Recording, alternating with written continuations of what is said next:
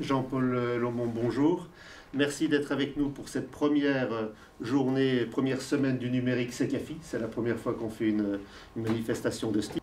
Vous êtes chercheur au LAS. Le LAS, c'est le laboratoire d'analyse et d'architecture système. Il est basé à Toulouse. C'est un laboratoire du CNRS qui fait 700 personnes à Toulouse, réparties en 20 groupes de recherche. Donc vous-même, Jean-Paul Lomont, vous êtes directeur de recherche CNRS au LAS. Vous avez de nombreuses contributions en France et à l'international. Parmi vos nombreux travaux, vous êtes assez spécialiste de l'algorithmique et de la planification du mouvement, je crois. Vous nous direz ça tout à l'heure.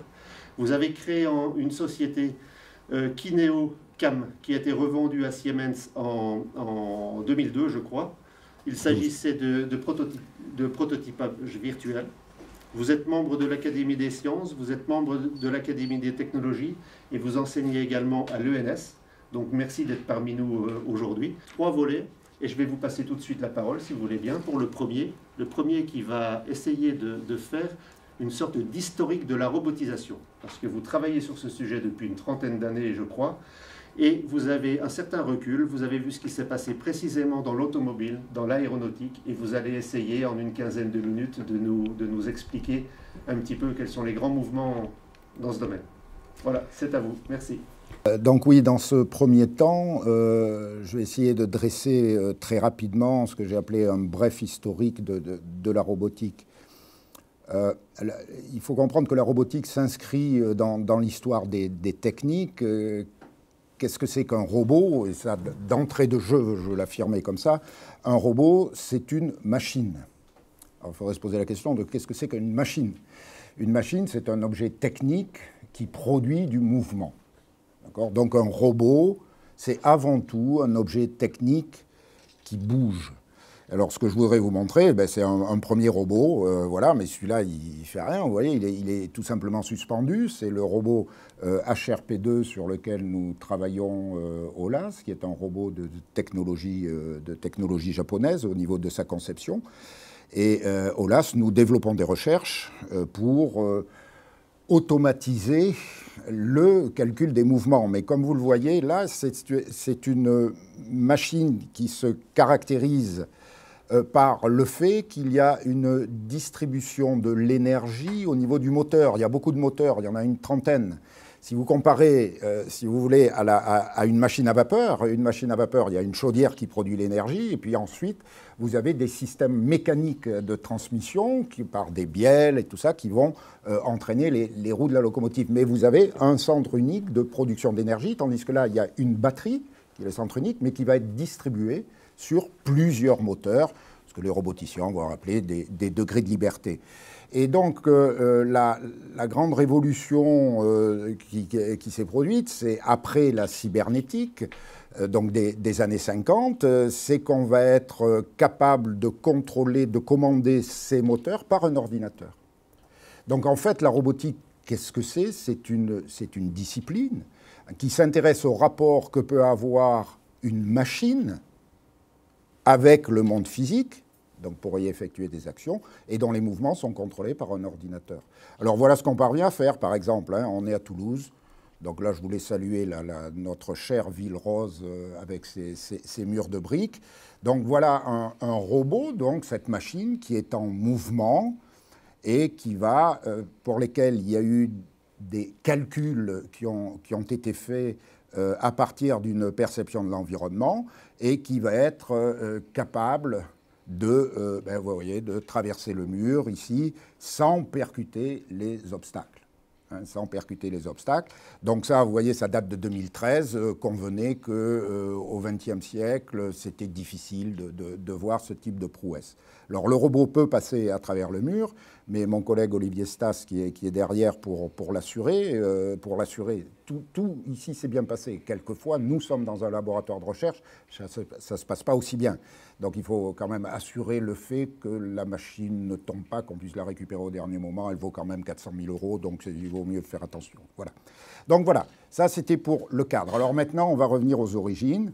Les origines, ce sont les années 60 et on s'accorde à dire que la robotique né en 1961. Alors pourquoi pas 1960, pourquoi pas 1962, c'est un petit peu arbitraire, mais qu'est-ce qui s'est passé en 1961 ?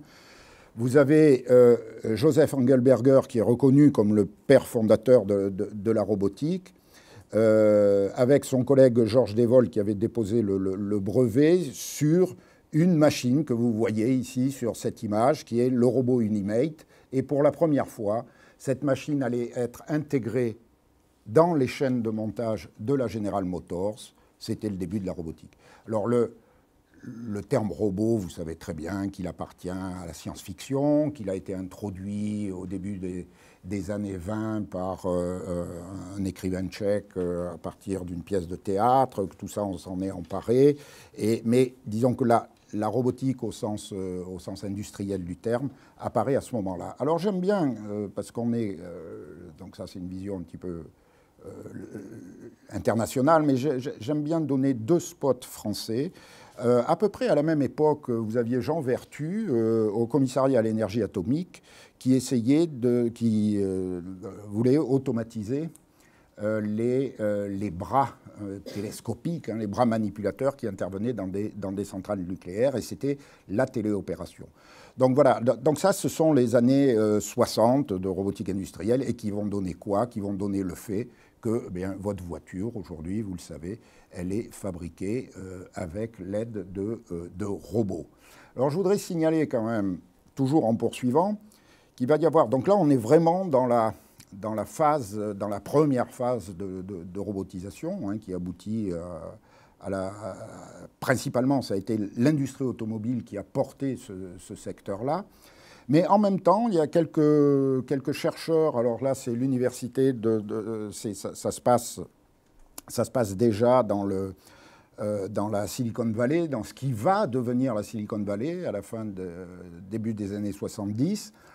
Ici, vous avez la reproduction d'un annuaire de 1969, je crois, du Stanford Research Institute, dans lequel des chercheurs en intelligence artificielle, deux mots sur l'intelligence artificielle, le terme apparaît dans un petit colloque d'Arsmouth, qui est le phare, qui est le début, 1956. Donc on est à peu près, vous voyez, dans les mêmes zones.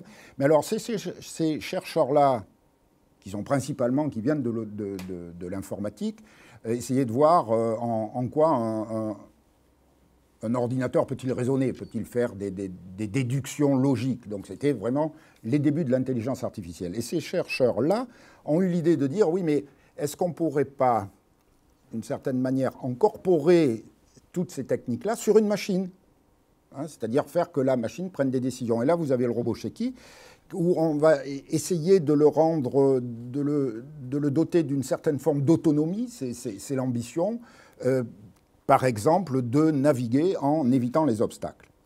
Donc ça a été vraiment le début de la connexion, si vous voulez, de ce qu'on peut, et on reviendra en deuxième partie là-dessus, entre l'intelligence artificielle et la robotique. À la même époque, donc juste un petit peu plus tard, juste à la fin des années 70, ça a été Georges Giralt, qui est reconnu comme le père fondateur de la robotique en France et même au niveau international, qui lance un projet analogue, c'est le projet HILAR, donc à la fin des années 70.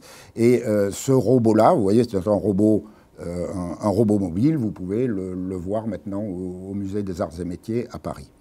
Alors à partir des années 80, tout se structure. La robotique commence à prendre corps, et ce sont les grandes sociétés savantes qui sont en train de naître, et en particulier en 1984, c'était le G4, je crois, à l'époque, où je ne sais plus, on n'était pas au congrès de Versailles, va lancer une initiative internationale sur la coordination des recherches en robotique. Et puis à partir des années 90, alors là, tout explose dans le sens des applications qu'on voit arriver. Donc vous avez des robots humanoïdes, vous avez les robots explorateurs de la planète Mars, vous allez avoir les premières opérations assistées par les premières opérations chirurgicales assistées par ordinateur. Vous allez avoir sur le marché assez rapidement, à partir des années 2000, bien des des aspirateurs automatiques, vous allez avoir des petits robots jouets, vous allez avoir l'apparition des robots humanoïdes qui sont capables de jouer du violon, de violon normal. Hein. Vous allez avoir les premiers grands succès de la conduite automatique motivés par les défis que lançait la DARPA à ce moment-là et qui vont donner ce qu'on connaît aujourd'hui sous le terme de voiture autonome. Vous avez les premiers résultats spectaculaires de Boston Dynamics, donc une société américaine là aussi qui est financée par la DARPA et qui est très certainement une des plus en pointe sur la difficulté. Puis vous avez en France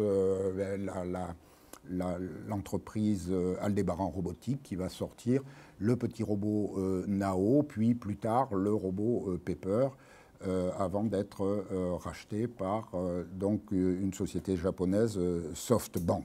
Donc voilà résumé vraiment très rapidement cette brève histoire de la robotique, sur laquelle, bon, maintenant vous pouvez, on peut avoir quelques développements si vous le souhaitez.